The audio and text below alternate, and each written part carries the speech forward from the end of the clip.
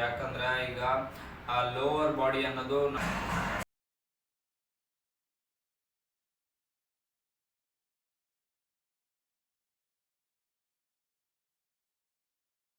ಹೆಂಗಿದೆ ಹೆಂಗ್ ನೋಡು ಸಖತ್ ಬೆನಿಫಿಟ್ಸ್ ಸಿಗುತ್ತೆ.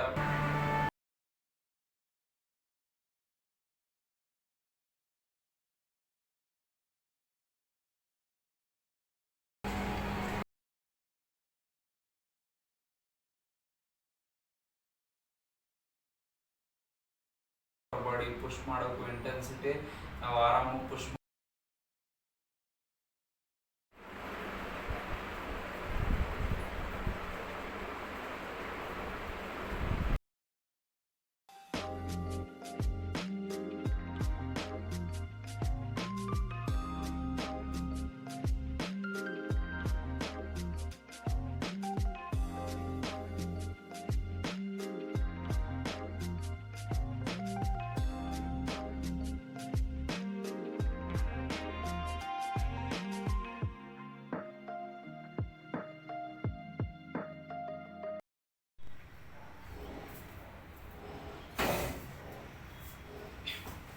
ನಮಸ್ಕಾರ ಗುರು ಎಲ್ಲರಿಗೂ, welcome to my another blog.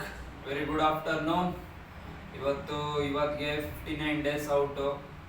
ಇವತ್ತಿನ 59 ಡೇಸ್ ಔಟ್ ಇರೋ ICM ನನ್ನ natural body building show anterior lower anterior chain legs workout quad focus workout ಮುಗಿಸ್ಕೊಂಬಂದೆ. ಈಗ ಅದಾದಮೇಲೆ ಮಾರ್ನಿಂಗ್ ಎಂಪ್ಟಿ ಸ್ಟಮಕ್ ಕಾರ್ಡಿಯೋ ಮುಗಿಸ್ಕೊಂಡಿದ್ದೆ.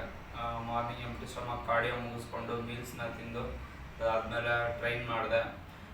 ಯಾವಾಗಲೂ ನನ್ನ ಲೆಗ್ಸ್ ಈಗ ಲೋವರ್ ಪೋಸ್ಟೀರಿಯರ್ ಚೈನು ಮತ್ತು ಆಂಟಿರಿಯರ್ ಚೈನು 2 ಸರಿ ವೀಕ್ಲಿ 2 ಟೈಮ್ಸ್ ಟ್ರೈನ್ ಮಾಡೋಕ್ಕೂ ನನಗೆ ಸಖತ್ ಖುಷಿ ಆಗುತ್ತೆ. ಯಾಕಂದರೆ ನನಗೆ ಆವಾಗಲಿಂದನೂ ಅಷ್ಟೇ ಲೆಗ್ಸ್ ಟ್ರೈನ್ ಮಾಡೋಕ್ಕೆ ಸಖತ್ ಖುಷಿ ಆಗುತ್ತೆ. ಯಾಕಂದರೆ ಈಗ ಲೋವರ್ ಬಾಡಿ ಅನ್ನೋದು ನಮ್ಮ ಬಾಡಿಯಲ್ಲೇ ದೊಡ್ಡ ಮಸಲ್ಸ್. ಈಗ ಲೋವರ್ ಬಾಡಿ ನಾವು ಇಂಪ್ರೂವ್ ಮಾಡಿಕೊಂಡ್ರೆ ಟೆಸ್ಟೋಸ್ಟೆರಾನ್ ಲೆವೆಲ್ಸು ಹೈ ಇರುತ್ತೆ. ಅದಾದಮೇಲೆ ದೊಡ್ಡ ಮಸಲ್ಸ್ ಆಗಿರೋದ್ರಿಂದ ಜಾಸ್ತಿ ಇಂಟೆನ್ಸಿಟಿ ಪುಷ್ ಮಾಡ್ಬೋದು. ಅದಾದಮೇಲೆ ಬೇರೆ ಬೇರೆ ಎಕ್ಸಸೈಸ್ ವೇರಿಯೇಷನ್ಸ್ ಮಾಡ್ಬೋದು. ಅದಾದಮೇಲೆ ದೊಡ್ಡ ಮಸಲ್ಸ್ ಆಗಿರೋದ್ರಿಂದ ಈಗ ಒಂದು 1 kg muscle mass put on ಮಾಡ್ಕೊಂಡ್ರು ಈಗ 1 ವರ್ಷದಲ್ಲಿ ಅದು ಡೈರೆಕ್ಟ್ BMR ಇಂಪ್ಯಾಕ್ಟ್ ಆಗುತ್ತೆ, ಬೇಸಲ್ ಮೆಟಬಾಲಿಕ್ ರೇಟು. ಆಗ ಏನಾಗ್ಬೋದು, ಈಗ ದೊಡ್ಡ ಮಸಲ್ಸ್ ಆಗಿರೋದ್ರಿಂದ ಇಂಟೆನ್ಸಿಟಿನೂ ಜಾಸ್ತಿ ಪುಷ್ ಮಾಡ್ಬೋದು. ಅದಾದಮೇಲೆ ಮಸಲ್ ಬಿಲ್ಡ್ ಮಾಡೋ ಚಾನ್ಸಸ್ಸು ಜಾಸ್ತಿ ಇರುತ್ತೆ.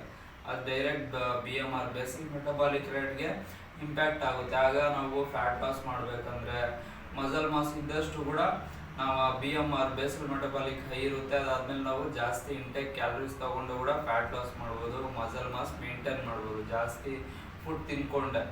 ಆ ಥರನೂ ವರ್ಕ್ ಆಗುತ್ತೆ. ಅದಾದಮೇಲೆ ಈಗ ಫ್ಯಾಟ್ ಲಾಸ್ ಮಾಡ್ತಿದ್ರೆ ಅದು ಲೋವರ್ ಬಾಡಿ ಅನ್ನೋದು ಪೇಯ್ನ್ ಇದ್ದೇ ಇರುತ್ತೆ. ಯಾವುದೇ ಎಕ್ಸಸೈಸ್ ವೇರಿಯೇಷನ್ಸ್ ಮಾಡಿದ್ರು ಅಷ್ಟೇ ಪೇಯ್ನ್ ಇರುತ್ತೆ. ಅದಾದಮೇಲೆ ಯಾವುದೇ ವರ್ಕೌಟ್ ಮಾಡಿದ್ರು ಲೋವರ್ ಬಾಡಿ ಫ್ಯಾಟ್ ಲಾಸ್ ಮಾಡುವಾಗ, ಅದಾದಮೇಲೆ ಒಂದೊಳ್ಳೆ ಪೀಕ್ ಕಂಡೀಷನ್ ಅಚೀವ್ ಮಾಡುವಾಗ, ರಿಪೋರ್ಟ್ ಕಂಡೀಷನ್ ಇದ್ದಾಗ ಅಪ್ಪರ್ ಬಾಡಿ ಟ್ರೈನ್ ಮಾಡಿದ್ರು ಲೋವರ್ ಬಾಡಿ ಸೋರ್ನೆಸ್ ಇರುತ್ತೆ. ಯಾಕಂದರೆ ನಮ್ಮದು ಆ್ಯಕ್ಟಿವಿಟಿ ಲೆವೆಲ್ ಅಷ್ಟು ಹೈ ಇರುತ್ತಲ್ಲ, ಸ್ಟೆಪ್ಸ್ ಇಷ್ಟು ಕಂಪ್ಲೀಟ್ ಮಾಡಬೇಕು, ಮತ್ತು ಎಂಪ್ಟಿ ಸ್ಟಮಕ್ ಕಾರ್ಡಿಯೋ ಮತ್ತು ಅದೆಲ್ಲ ಇದ್ದಷ್ಟು ಪೇಯ್ನ್ ಇರುತ್ತೆ. ಆ ಪೇಯ್ನಲ್ಲೇ ಈಗ ನಾವು ಮಾಡಬೇಕು ಅನ್ನೋ ಮೈಂಡ್ಸೆಟ್ ಇಟ್ಕೊಂಡು ಮಾಡಿದ್ರೆ ಇಷ್ಟೆಲ್ಲ.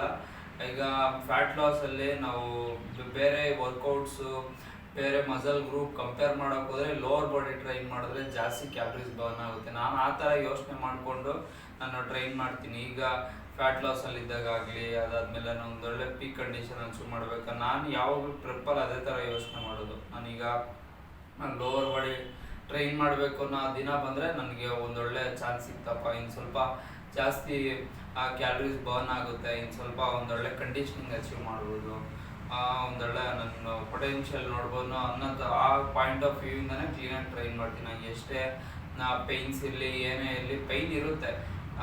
ಅಷ್ಟೊಂದು ಏನು ಸ್ಟೆಪ್ಸ್ ಕಂಪ್ಲೀಟ್ ಮಾಡೋದ್ರಿಂದ ಎಂಪ್ಟಿ ಸ್ಟಮಕ್ ಕಾರ್ಡಿಯೋ ಮಾಡೋದ್ರಿಂದ ಇನ್ವಾಲ್ವ್ಮೆಂಟ್ ಜಾಸ್ತಿ ಇರುತ್ತಲ್ವ ಲೋವರ್ ಬಾಡಿ ಅನ್ನೋದು, ಅದಕ್ಕೋಸ್ಕರ ಪೇಯ್ನ್ ಇದ್ದೇ ಇರುತ್ತೆ. ಆ ಪೇಯ್ನ್ನೇ ನಾವು ಈ ಥರ ಯೋಚನೆ ಮಾಡ್ಕೊಂಡು ಡೈವರ್ಟ್ ಮಾಡಿ ನಾವು ಎಫರ್ಟ್ಸ್ ಹಾಕಿದ್ರೆ ಇನ್ನೂ ಸ್ವಲ್ಪ ಬೆನಿಫಿಟ್ ಜಾಸ್ತಿ ಸಿಗುತ್ತೆ ಲೋವರ್ ಬಾಡಿ ಟ್ರೈನ್ ಮಾಡೋದ್ರಿಂದ. ಅದಕ್ಕೋಸ್ಕರ ಲೋವರ್ ಬಾಡಿ ಅನ್ನೋದು ನೆಗ್ಲೆಕ್ಟ್ ಮಾಡೋಕ್ಕೆ ಹೋಗ್ಬಾರ್ದು. ಹೆಂಗಿದೆ ಹೆಂಗೆ ನೋಡು ಸಖತ್ತು ಬೆನಿಫಿಟ್ಸೇ ಸಿಗುತ್ತೆ. ಲೋವರ್ ಬಾಡಿ ಟ್ರೈನ್ ಮಾಡೋದ್ರಿಂದ ಎಷ್ಟೋ ಜನ ಮಾಡೋದೇ ಇಲ್ಲ, ಪರವಾಗಿಲ್ಲ. ಈಗ ಒಂದು ಹೆವಿ ಈಗ ಮೆನ್ಸ್ ಫಿಸಿಕ್ ಕ್ಯಾಟಗಿರಿಯಲ್ಲಿ ಪಾರ್ಟಿಸಿಪೇಟ್ ಮಾಡೋರು ಲೋವರ್ ಬಾಡಿ ಅಷ್ಟೊಂದು ತಲೆಗೆಡ್ಸ್ಕೊಬೇಕಾಗಿಲ್ಲ. ಆದ್ರೂ ನಾವು ಟ್ರೈನ್ ಮಾಡಿದ್ರೆ ಇಷ್ಟೆಲ್ಲ ಬೆನಿಫಿಟ್ಸೇ ಜಾಸ್ತಿ ಇರುತ್ತೆ. ಅದಕ್ಕೂ ನಾವು ಸ್ಟೇಬಲ್ ಆಗಿ ದೊಡ್ಡ ಮಸಲ್ ಸ್ಟೇಬಲ್ ಇಟ್ಕೊಂಡ್ರೆ ಈಗ ಅಪ್ಪರ್ ಬಾಡಿ ಪುಷ್ ಮಾಡೋಕ್ಕೂ ಇಂಟೆನ್ಸಿಟಿ ನಾವು ಆರಾಮಾಗಿ ಪುಷ್ ಮಾಡ್ಬೋದು. ಅದಕ್ಕೋಸ್ಕರ ಟ್ರೈನ್ ಮಾಡಬೇಕು ಲೆಗ್ಸ್ನ. ಯಾವ ಎಕ್ಸಸೈಸ್ ವೇರಿಯೇಷನ್ ಮಾಡಿದೆ ಅಂದರೆ ಕ್ವಾಡ್ ಫೋಕಸ್ ವರ್ಕೌಟ್, ಇವತ್ತು ಆಕ್ ಸ್ಕ್ವಾಟ್ ಮಾಡಿದೆ, ಅದಾದಮೇಲೆ ಫ್ರಂಟ್ ಡಂಬಲ್ ಸ್ಕ್ವಾಟು, ಅದಾದಮೇಲೆ ಸಿಟೆಡ್ ಲೆಗ್ ಎಕ್ಸ್ಟೆನ್ಷನ್ ಮಾಡಿದೆ, ಆಮ್ಸ್ಟಿಂಗ್ ಕರ್ಲ್ಸ್ ಮಾಡಿದೆ, ಅದಾದಮೇಲೆ ಅಬ್ಡಮಿನಲ್ ಮಸಲು ಟ್ರೈನ್ ಮಾಡಿದೆ ಮಾರ್ನಿಂಗು, ಎಂಟಿ ಸ್ಟಮಕ್ ಕಾರ್ಡಿಯೋ ಜೊತೆ ಕೇಬಲ್ ವೇಟೆಡ್ ಕ್ರಂಚಸ್ಸು ಮಾಡಿದೆ. ಅದಾದಮೇಲೆ ಒಂದೊಳ್ಳೆ ಕಾಂಟ್ರಾಕ್ಷನ್ ಸ್ವೀಸು ಮತ್ತು ಸ್ಟ್ರೆಚ್ಚು ಸಕ್ಕದಾಗಿ ಸಿಗುತ್ತೆ. ಈಗ ಕ್ರಂಚ್ ಮಾಡ್ದಾಗಲಿ, ಲೆಗ್ ರೈಸ್ ಮಾಡ್ದಾಗಲಿ, ಆ ಕೇಬಲ್ ಕ್ರಂಚಸ್ ಮಾಡ್ದಾಗಲಿ, ಅದಾದಮೇಲೆ ವೆಯ್ಟೆಡ್ ಡಿಕ್ಲೈನ್ ಕೇಬಲ್ ಕ್ರಂಚಸ್ ಮಾಡಿದೆ, ವೆಯ್ಟೆಡ್ ಕೇಬಲ್ ಕ್ರಂಚಸ್ಸು ಮತ್ತು ಡಿಕ್ಲೈನ್ ಬೆಂಚ್ ಕ್ರಂಚಸ್ ಮಾಡಿದೆ ವೆಯ್ಟೆಡ್ಡು. ಅದಾದಮೇಲೆ ಲೆಗ್ ರೈಸಸ್ ಮಾಡಿದೆ, ಫ್ಲಾಟ್ ಬೆಂಚ್ ಲೆಗ್ ರೈಸಸ್ಸು. ಅದಾದಮೇಲೆ ಪಬ್ಲಿಕ್ಸು ಕೂಡ ಕಾನ್ಸಂಟ್ರೇಟ್ ಮಾಡ್ತೀನಿ. ಅದು ಸೆಕೆಂಡ್ರಿ ಮಸಲ್ ಆಗಿ ಇನ್ವಾಲ್ವ್ಮೆಂಟ್ ಇರುತ್ತೆ ಯಾವುದೇ ಕ್ರಾಸ್ ಓವರ್ ಮೂಮೆಂಟ್ಸ್ ಮಾಡಿದ್ರು, ಆದರೂ ಕ್ಲೀನಾಗಿ ಸ್ವಲ್ಪ ಕಾನ್ಸಂಟ್ರೇಟ್ ಆಗಲಿ ಅಂತ ಮಾಡ್ತಿದ್ದೀನಿ. ಅದಾದಮೇಲೆ ಇಷ್ಟೊಂದು ಸೆಟ್ಸು ಅಂತೆಲ್ಲ ಮಾಡಲ್ಲ, ಮಾಡ್ತೀನಿ ಸೆಂಟ್ರಲ್ಲಿ ಮೇಯ್ನಾಗಿ ಟಾರ್ಗೆಟ್ ಆಗಲಿ ಅಂತ ಮಾಡ್ತೀನಿ. ಅದಾದಮೇಲೆ ಒಂದೊಳ್ಳೆ ಅದು ಒಬ್ಲಿಕ್ಸು ಅನ್ನೋದು ಈಗ ಮೆನ್ಸ್ ಫಿಸಿಕ್ ಕ್ಯಾಟಗಿರಿ ಪಾರ್ಟಿಸಿಪೇಟ್ ಮಾಡೋರಿಗೆ ಒಂದೊಳ್ಳೆ ಲುಕ್ ಕೊಡುವಂಥದ್ದು, ಒಂದೊಳ್ಳೆ ಪ್ಲಸ್ ಪಾಯಿಂಟು. ಅದಕ್ಕೋಸ್ಕರ ಟ್ರೈನ್ ಮಾಡ್ತೀನಿ ನಾನು. ಅದು ಇಷ್ಟು ಸೆಟ್ಸು ಅಂತ ಸಪ್ರೇಟಾಗಿ ಟ್ರೈನ್ ಮಾಡೋದು ಸೆಕೆಂಡ್ರಿ ಮಸಲಾಗಿ ಜಾಸ್ತಿ ಇನ್ವಾಲ್ವ್ಮೆಂಟ್ ಇರುತ್ತೆ. ಅದಕ್ಕೋಸ್ಕರ ನಾನು ಸೆಂಟ್ರಲ್ ಮಾಡ್ತೀನಿ ವರ್ಕೌಟ್ ಎಕ್ಸಸೈಸ್ ವೇರಿಯೇಷನ್ ಮಾಡೋವಾಗಲಿ, ಅದಾದಮೇಲೆ ಅಬ್ಡಮಿನಲ್ ಮಸಲ್ ಬೇರೆ ಕ್ರಂಚಸ್ ಮಾಡುವಾಗ, ಅದಾದಮೇಲೆ ಅವಾಗ ಕಾನ್ಸಂಟ್ರೇಟ್ ಮಾಡ್ತೀನಿ.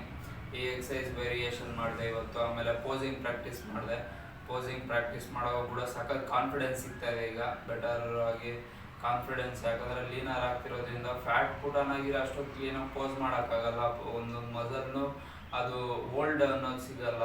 ಅದಾದಮೇಲೆ ಎಕ್ಸಿಕ್ಯೂಷನ್ ಅನ್ನೋದು ಕರೆಕ್ಟಾಗಿ ಮಾಡೋಕ್ಕಾಗಲ್ಲ, ಸಿಮೆಟ್ರಿ ಸರಿಯಾಗಿ ಕಾಣಿಸದೇ ಇದ್ದಾಗ. ಫ್ಯಾಟ್ ಸ್ಟೋರ್ ಆಗಿದ್ರೆ ಆ ಮಸಲ್ಸ್ನ ಕ್ಲೀನಾಗಿ ಪ್ರೆಸೆಂಟ್ ಮಾಡೋಕ್ಕಾಗಲ್ಲ. ಯಾವಾಗ ಕ್ಲೀನ್ ಆಗ್ತಾ ಇರ್ತೀವೋ ಆ ಮಸಲ್ಲು ಕ್ಲೀನಾಗಿ ವಿಸಿಬಲ್ ಆಗಿ ನಾವು ಅದನ್ನು ಪ್ರೆಸೆಂಟ್ ಮಾಡೋಕ್ಕೆ ಆಗುತ್ತೋ ಆವಾಗಲೇ ಕ್ಲೀನಾಗಿ ಆ ಕಾನ್ಫಿಡೆನ್ಸ್ ಇವಾಗ ಬರ್ತಾ ಇತ್ತು ಡೇ ಬೈ ಡೇ. ಇವಾಗ ಇನ್ನೂ ಸ್ವಲ್ಪ ಜಾಸ್ತಿ ಆಗಿದೆ. ಅದಾದಮೇಲೆ ಫಿಸಿಕ್ ಕಂಡೀಷ್ನಿಂಗ್ ಪೋಸ್ಟ್ ಮಾಡಿದ್ದೀನಿ ನೋಡಿ ಇವತ್ತಿಂದು, 59 days ಆಫ್ ಫಿಸಿಕ್ ಕಂಡೀಷ್ನಿಂಗು ಪೋಸಿಂಗ್ ಮಾಡುವಾಗ. ಅದಾದಮೇಲೆ ನಾಳೆ ಆರ್ಮ್ಸ್ ವರ್ಕೌಟ್ ಇರುತ್ತೆ ನಂದು, ಬೈಸೆಪ್ಪು ಮತ್ತು ಟ್ರೈಸೆಪ್ಪು. ಯಾವ ಎಕ್ಸಸೈಸ್ ವೇರಿಯೇಷನ್ ಮಾಡ್ತೀನಿ, ಏನು ಎತ್ತ ಅಂತ ಹೇಳ್ತೀನಿ ನಿಮಗೆ ನಾಳೆ. ಅಲ್ಲಿ ಊರಿಗೆ ಹೋಗ್ತಾ ಇದ್ದೀನಿ ಇವತ್ತು. ಈಗ ಫಸ್ಟ್ ಮೀಲ್ ಸ್ಪ್ಲಿಟ್ ಆಗಿರೋದೆ ಬಂದು ತಿಂದೆ. ಅದಾದಮೇಲೆ ಈಗ ಡಯಟ್ಗೆ ಏನು ಬೇಕೋ ತೊಗೊಂಬಂದಿದ್ದೀನಿ. ಈಗ ಮೀಲ್ ಪ್ರೆಪ್ ಮಾಡ್ತೀನಿ. ಮೀಲ್ ಪ್ರೆಪ್ ಮಾಡಿ ಫ್ರೆಶ್ ಅಪ್ ಆದ ಈಗ ಮೀಲ್ ಪ್ರೆಪ್ ಮಾಡಿ ಪ್ಯಾಕ್ ಮಾಡ್ಕೊತೀನಿ ಮೀಲ್ಸ್ ಎಲ್ಲ. ಅದಾದಮೇಲೆ ಬಟ್ಟೆ ಪ್ಯಾಕ್ ಮಾಡಿಕೊಂಡು ಊರಿಗೆ ಹೋಗ್ತಾ ಇದ್ದೀನಿ. ಈಗ ಸಂಜೆ ಊರಿಗೆ ಹೋಗ್ತೀನಿ, ಅಲ್ಲೇ ಮೀಲ್ಸ್ ಎಲ್ಲ ಫೀಡ್ ಮಾಡ್ತೀನಿ, ಕ್ಯಾರಿ ಮಾಡಿರೋವಂಥದ್ದು ಈಗಲೇ ಎಲ್ಲ ಪ್ರಿಪೇರ್ ಮಾಡ್ಕೊತೀನಿ. ನಾಳೆ ಇಂದ ಶನಿವಾರವರೆಗೂ ಅಲ್ಲೇ ಟ್ರೈನ್ ಮಾಡ್ತೀನಿ. ಆರ್ಮ್ಸು ಮತ್ತು ಶೋಲ್ಡರ್ಸು ಮತ್ತು lower posterior chain 3 days sessions ಅಲ್ಲೇ ಇರುತ್ತೆ. ನಮ್ಮೂರಲ್ಲೇ ಟ್ರೈನ್ ಮಾಡ್ತೀನಿ.